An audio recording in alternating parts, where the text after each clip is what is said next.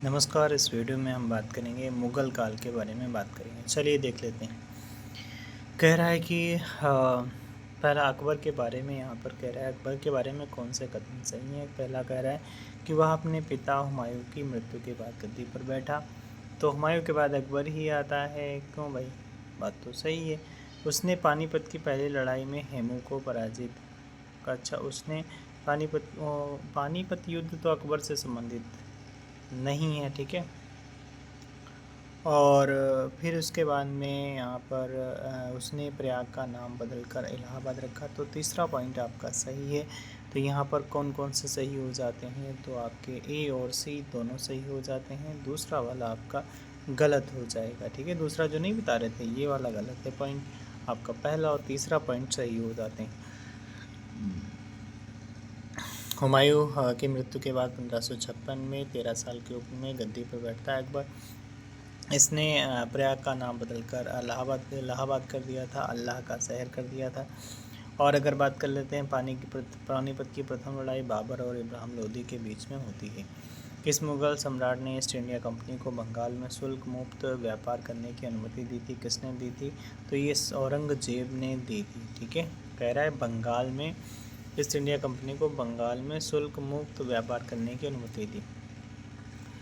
मुग़ल सम्राट औरंगजेब ने 1691 में एक फरमान या शाही आदेश जारी किया जिसने ईस्ट इंडिया कंपनी को बंगाल प्रांत में शुल्क मुक्त व्यापार करने की अनुमति दी। हालांकि निजी व्यापार करने वाले अधिकारियों को भी अभी भी शुल्क का भुगतान करना पड़ता था। टोडरमल को किस नाम से जाना जाता है? टोडरमल को मुसाफिर ए दीवान के नाम से जाना जाता है। मुसाफिर ए दीवान के नाम से जाना जाता है। टोडरमल अकबर के वित्त मंत्री थे। टोडरमल ने राजस्व एकत्र करने की एक नई व्यवस्था शुरू की थी जिसे जब्ती प्रणाली या दहसाला व्यवस्था के रूप में जाना जाता है।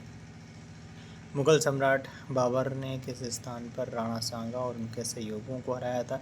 तो ये खानवा नामक स्थान पर राणा सांगा को हराया था, उनके सहयोगियों को हराया था। मुग़ल सम्राट ने फतेहपुर सीकरी के निकट खानवा में 1527 में राणा सांगा एवं उनके सहयोगियों को हराया था। बाबर ने राणा सांगा के विरुद्ध युद्ध को जिहाद का नाम दिया और जीत के बाद गाजी की उपाधि धारण की। बाबर मुग़ल वंश का संस्थापक था। संगमरमर पर पित्रादुरा या रंगीन पत्थर की जड़ाई का काम के समय में बहुत लोकप्रिय हुआ। किसके समय में हुआ? तो ये शाहजहाँ के समय में हुआ। शाहजहाँ के समय में हुआ। इसका महत्वपूर्ण उदाहरण आपका ताजमहल और इत्माउद्दौला का मकबरा आपको देखने को मिलता है। जजिया फिर से लागू करने वाले मुग़ल शासक का नाम क्या था? तो औरंगजेब ने लागू कर दिया था भाई साहब, फिर से लागू कर दिया था। जजिया टैक्स को लगा दिया था, ठीक है। भारतीय इतिहास में जजिया एक प्रकार का धार्मिक कर था। इसे मुस्लिम राज्य में रहने वाली गैर मुस्लिम जनता से वसूला जाता था। भारत में जजिया कर लगाने की प्रथम साक्ष्य मोहम्मद बिन कासिम के आक्रमण के बाद देखने को मिलता है। सर्वप्रथम उसने ही भारत के सिंध प्रांत के देवल में जजिया कर लगाया था। और कहा जाता है कि जजिया कर को समाप्त करने वाला पहला मुग़ल शासक अकबर था और औरंगजेब ने इसे फिर से शुरू कर दिया था। जब ईस्ट इंडिया कंपनी की स्थापना हुई तब भारत में किसका शासन था? तो ये भारत में किसका शासन था? तो मुग़लों का शासन था। ईस्ट इंडिया कंपनी की स्थापना 1600 ईस्वी में होती है। मुग़ल बादशाह इस समय यहाँ पर थे। कौन? अकबर थे। 1556 से 1605 तक इनका शासन चला। 31 दिसंबर 1600 को व्यापारियों के एक समूह जिसने खुद को ईस्ट इंडिया कंपनी में शामिल किया था को ईस्ट इंडिया के साथ व्यापार के अधिकार दिए गए थे। अकबर की सफल भू राजस्व प्रणाली का श्रेय उनके निम्नलिखित में से किस श्रेष्ठ दरबारी को दिया जाता है? तो टोडरमल को दिया जाता है, ठीक है। और टोडरमल को दिया जाता है। टोडरमल, ठीक है, जब्ती प्रणाली कहा जाता है, ठीक है। अगला है यहाँ पर किस लड़ाई के में मुख्य विरोधियों को सही ढंग से नहीं बताया गया है? पानीपत में बाबर और इब्राहिम लोदी, ये तो सही है। पानीपत की दूसरी लड़ाई में टीपू सुल्तान और मराठा, यही तो बात गलत है। पानीपत की बाकी हल्दी घाटी का युद्ध महाराणा प्रताप और अकबर के बीच में हुआ था, दूसरा वाला गलत है क्योंकि पानीपत का जो द्वितीय युद्ध हुआ था, अगर बात कर लेते हैं दूसरी लड़ाई 1556 ईस्वी में अकबर और हेमू के बीच में हुई थी, ठीक है। पानीपत की दूसरी लड़ाई 1556 में अकबर और हेमू के बीच में लड़ी गई थी। अकबर विजयी हुआ था, हेमू की पराजय हुई थी। और हल्दी घाटी का युद्ध 1576 में राणा प्रताप और अकबर के बीच में हुआ था, जिसमें अकबर भाई साहब विजयी हुआ था। पहली लड़ाई 1526 में हुई, यही तो पूछा है इसने, ठीक है। और 21 अप्रैल 1526 को हुई थी। लोधी वंश के शासक इब्राहिम लोधी के साथ हुई थी। मुगल वंश की नींव यहीं से पड़ जाती है भाई, नींव पड़ जाती है। अगला सवाल, पानीपत की द्वितीय युद्ध किनके मध्य हुआ था? तो यहाँ पर आपका अकबर और हेमू के बीच में हुआ था, 1526 में हुआ था पानीपत का द्वितीय युद्ध, अकबर और हेमू के बीच में हुआ था, ठीक है। तो पहला युद्ध बाबर और इब्राहिम लोधी के बीच में हुआ था, दूसरा अकबर और हेमू के बीच में हुआ था। तृतीय युद्ध अगर पूछे तो 1761 में मराठाओं और अहमद शाह अब्दाली के बीच में आपका ये पानीपत का तृतीय युद्ध लड़ा जाता है। शेर शाह सूरी का वास्तविक नाम क्या था? तो उनका नाम हो जाता है फरीद नाम था, ठीक है, फरीद। इसने अपनी शिक्षा जौनपुर में प्राप्त की। 1539 में चौसा का युद्ध हुआ, हुमायूं और शेर शाह के बीच लड़ा गया, जिसमें विजय के पश्चात शेर शाह की प्रतिष्ठा दोनों में वृद्धि हुई। शेर शाह की पदवी धारण की, अपने नाम का खुतबा पढ़वाया और अपने नाम के सिक्के भी अंकित करवाया। 1540 में कन्नौज और बिलग्राम के युद्ध में भी हुमायूं पराजित हुआ। कालिंजर विजय अगर बात कर लेते हैं 1545 ईस्वी में, दौरान बारूद में आग लगने से शेर शाह घायल हो गया। 22 में 1545 को उसकी मृत्यु हो गई। शेर शाह का मकबरा बिहार के सासाराम में है। किस शासक की मृत्यु उसके पुस्तकालय की सीढ़ियों से हुई? तो लेनपुर ने कहा था कि जिंदगी भर लड़खड़ाता रहा। तो कौन था भाई साहब? हुमायूं था। 1556 में इसकी दीन पनाह भवन से इसकी मृत्यु हो गई थी। किस वर्ष बाबर ने इब्राहिम लोधी को पराजित किया था? 1526 ईस्वी में पानीपत का पहला युद्ध जो हुआ था, ठीक है, 21 अप्रैल को हुआ था, ठीक है। और बाबर ने इस युद्ध में तुलगुमान पद्धति का प्रयोग किया था। भारत में पहली बार किया था इन्होंने, भारत में पहली बार। किस मुगल सम्राट द्वारा आगरा के किले का निर्माण किया गया था? तो अकबर के द्वारा आगरे के किले का निर्माण किया गया था। आगरे के किले का मुगल बादशाह अकबर द्वारा किया गया था, 1565 में किया गया था। इसका निर्माण कार्य अकबर के प्रधान कारीगर कासिम खां की देखरेख में हुआ था, जिसका निर्माण लाल बलुआ पत्थर से किया गया था, इसलिए ऐसा आगरा का लाल किला भी कहा जाता है। यह किला 1983 में यूनेस्को विश्व धरोहर सूची में भी स्थान मतलब घोषित किया गया था। मुगल शासन के दौरान एक कोतवाल की सही भूमिका क्या थी? कोतवाल जो होता था ना, वो आपका कानून एवं व्यवस्था बनाए रखने के लिए जिम्मेदार होता था, यही, ठीक है, कोतवाल। बिहार राज्य के सासाराम शहर में किस प्राचीन सम्राट का मकबरा है? तो शेर शाह सूरी का मकबरा हो जाता है। यह मकबरा एक तालाब के बीच ऊंचे चबूतरे पर बना एक मकबरा, यह हिंदू मुस्लिम वास्तुकला का मिश्रण माना जाता है। मुगल वंश के पहले सम्राट बाबर ने अपनी देसी भाषा चगताई तुर्की में अपनी आत्मकथा लिखी। इस पुस्तक का क्या नाम हो जाता है? तो बाबरनामा हो जाता है, ठीक है, बाबरनामा हो जाता है। बाबर ने अपनी आत्मकथा स्वयं लिखा, जिसको तुझ के बाबरी या बाबरनामा के नाम से जाना जाता है। तुर्की भाषा में लिखी गई है, लेकिन मुगलों की दरबारी भाषा फारसी थी। इस पुस्तक में बाबर ने विजयनगर व मेवाड़ राज्य का भी उल्लेख किया है भाई साहब, ठीक है, बाबर ने उल्लेख किया है। भारत में जहांगीर का काल क्या था? तो जहांगीर का भाई साहब काल 1605 से 1627 ईस्वी तक हो जाता है। और जहांगीर का जो काल होता है चित्रकला का स्वर्ण युग माना जाता है। 15 अक्टूबर 1627 में भीमबर नामक इसकी मृत्यु हो जाती है और लाहौर में इसका मकबरा हो जाता है भाई साहब, ठीक है। कौन सा स्थान है जहां अंतिम मुगल सम्राट बहादुर शाह जफर की मृत्यु हुई? तो रंगून में इसकी मृत्यु हो गई थी 1857 के बाद में। बहादुर शाह जफर जो थी, हुमायूं के मकबरे से गिरफ्तार किया गया था। अच्छा भाई साहब, उसे हडसन ने रंगून निर्वासित कर दिया था और बहादुर शाह जफर की मृत्यु 1862 में हो जाती है। किसे पहला कठपुतली मुगल सम्राट कौन था? तो ये जहांदर शाह पहला कठपुतली मुगल सम्राट था। बहादुर शाह की मृत्यु के बाद उसके पुत्रों जहांदर शाह, हशीम शाह, सफ़ी उस शाह, जहान शाह में उत्तराधिकार युद्ध में जहांदर शाह ने जुल्फ़िकार खां के सहयोग से सत्ता प्राप्त की। 51 वर्ष की आयु में जहांदर शाह 1712 ईस्वी को मुगल राज सिंहासन पर बैठा और जुल्फ़िकार खां को इसका प्रधानमंत्री नियुक्त किया। जहांदार शाह जुल्फ़िकार के हाथों का कठपुतली बनकर रह गया। जहांदार शाह के शासनकाल में प्रशासन की पूरी बागडोर जुल्फ़िकार के हाथों में थी। जहांदार शाह ने लाल कुमारी नामक वेश्या को शासन में हस्तक्षेप करने का अधिकार दे रखा था। कौन? लाल कुमारी नामक वैश्य को शासन में हस्तक्षेप करने का अधिकार दे रखा था। लोग इसे लंपट मूर्ख कहते थे। अजीम उस शान के पुत्र फर्रुखसियन ने सैयद बंधुओं के सहयोग से, सैयद बंधु कौन थे? ये अब्दुल्लाह खां और हुसैन अली जहांदर शाह की हत्या करवा दी। ये कौन? फर्रुखसियन ने करवा दिया। ठीक है।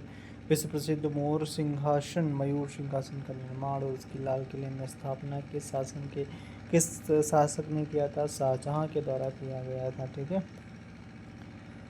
शाहजहां का मयूर सिंहासन का निर्माण शाहजहां ने करवाया था। पहले यह आगरा के किले में था, बाद में इसे दिल्ली के लाल किले में स्थापित किया गया था। इसे यहाँ से लूटकर नादिर शाह अपने देश ईरान ले गया था। शाहजहां के शासनकाल को मुगल स्थापत्य कला का स्वर्ण काल कहा जाता है। शाहजहां के द्वारा बनाई गई प्रमुख इमारतों में से दिल्ली का लाल किला हो गया, दीवाने आम, दीवाने खास, दिल्ली की जामा मस्जिद, आगरा की मोती मस्जिद और ताजमहल हो जाते हैं मेरे साथ। अकबर के दरबार में प्रसिद्ध कवि कौन थे? अकबर के दरबार में प्रसिद्ध कवि आपके रहीम खान जी हो जाते हैं। ठीक है, रहीम खान जी हो जाते हैं।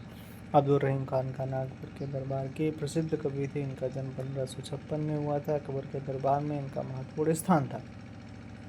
रहीम अकबर के नौरत्नों में से एक थे। गुजरात के युद्ध में शौर्य प्रदर्शन के कारण अकबर ने इन्हें खान खाना की उपाधि दी थी। अकबर बीरबल भी अकबर के नौरत्नों में से थे, परंतु वे कभी नहीं थे। अच्छा भाई साहब, अकबर के नौरत्न के बारे में कौन सा कथन सही ढंग से मेल नहीं खाता? अबुल फजल अभी अकबर के वजीर थे और अकबर के शासनकाल में अकबरनामा लेखक थे। अबुल फजल सही है। राजा मान सिंह ये अकबर के वित्त मंत्री थे। अच्छा, अब्दुल रहीम खान का नाम एक कवि थे और अकबर के भरोसेमंद देखभाल करने वाले बैरम खां के पुत्र थे। ये बिल्कुल सही। मुल्ला दो प्याजा मुगल सम्राट अकबर के मुख्य सलाहकारों में से एक थे। तो कौन सा गलत भाई साहब है? दूसरा वाला गलत है। ठीक है, क्या है? मान सिंह व अकबर के वित्त मंत्री थे। गलत बात है। मान सिंह आमेर के राजा भारमल का पौत्र था। यह 1589 में आमेर की राजगद्दी पर बैठा। यह अकबर के नौरत्नों में से एक था। अकबर का मनसबदार और मुख्य सेनापति था भाई साहब, वित्त मंत्री नहीं था। ओहो, सेनापति था। ठीक है।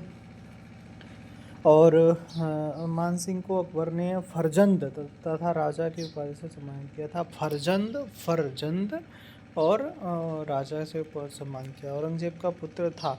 औरंगजेब का पुत्र था। किसका भाई साहब पुत्र था? औरंगजेब शाहजहां का पुत्र था। डी वाला सही है। औरंगजेब का जन्म 1618 ईस्वी में उज्जैन के निकट दोहद नामक स्थान पर मुमताज के गर्भ से हुआ था। इसके पिता का नाम शाहजहां था। 1658 से 1707 तक मुगल साम्राज्य पर शासन किया और मुगल साम्राज्य अपने विस्तार के चरमोत्कर्ष पर था।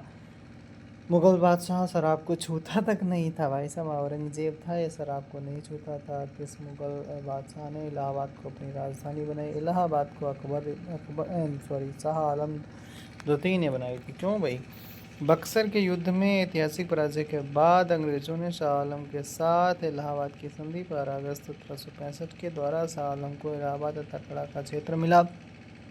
शाह आलम ने इलाहाबाद को अपनी राजधानी बना दी। ओहो भाई साहब। प्रारंभ में अकबर का संरक्षक कौन था? प्रारंभ में अकबर का संरक्षक बैरम खां था। ठीक है, बैरम खां था।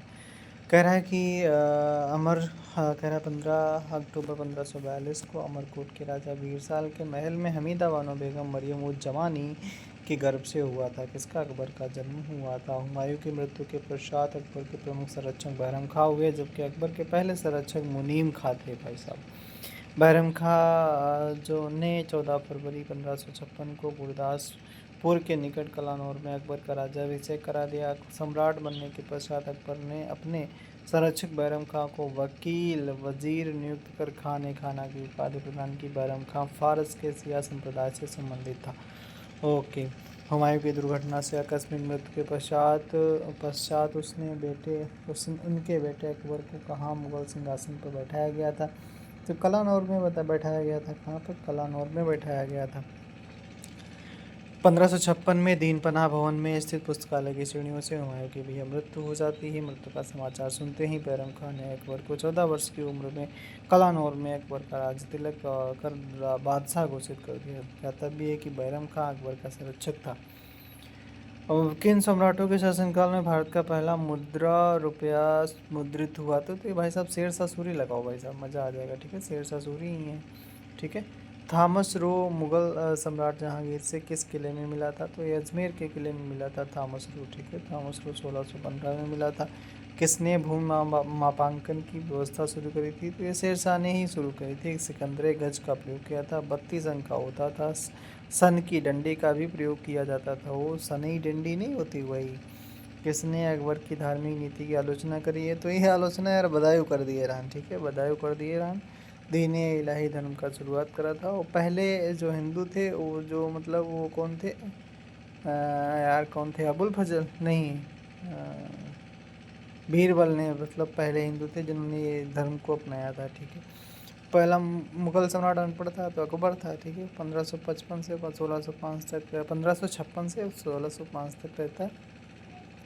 और बैरम खां को शिक्षक नियुक्त किया गया, किंतु अकबर की रुचि शिक्षा प्राप्त करने में ना होकर तीरंदाजी, तलवारबाजी, घुड़सवारी में थी। मुगल काल में पुलिस बल के मुखिया को कोतवाल कहते थे भाई साहब। ठीक है, कोतवाल कहते थे। मुगल काल के शासन के अंतोगत्ता मेवाड़ के शासक महाराणा प्रताप सिंह के पुत्र राणा अमर सिंह से एक समझौता किया था। तो अमर सिंह से तो ये भाई साहब कौन करते हैं? ये आपके जहांगीर करते हैं। ठीक है, क्या कह रहा है? किस मुगल सम्राट ने अंततोगत्ता मेवाड़ के शासक महाराणा प्रताप सिंह के पुत्र राणा अमर सिंह से एक समझौता किया था? राणा यानी महाराणा प्रताप सिंह के पुत्र राणा अमर सिंह से समझौता हुआ जहांगीर ने करा था। ठीक है भाई साहब। तो यहाँ पर महाराणा अमर सिंह मेवाड़ के सिसोदिया राजवंश के शासक थे। महाराणा प्रताप के पुत्र महाराणा उदय सिंह के पौत्र थे। कई संघर्षों के बाद जहांगीर ने शहजादे खुर्रम को मेवाड़ अभियान के लिए भेजा और अंत में खुर्रम ने मेवाड़ पर अधिकार कर लिया। पराजय के बाद 1615 में अपमानजनक संधि करनी पड़ी। वे मेवाड़ के अंतिम स्वतंत्र शासक थे।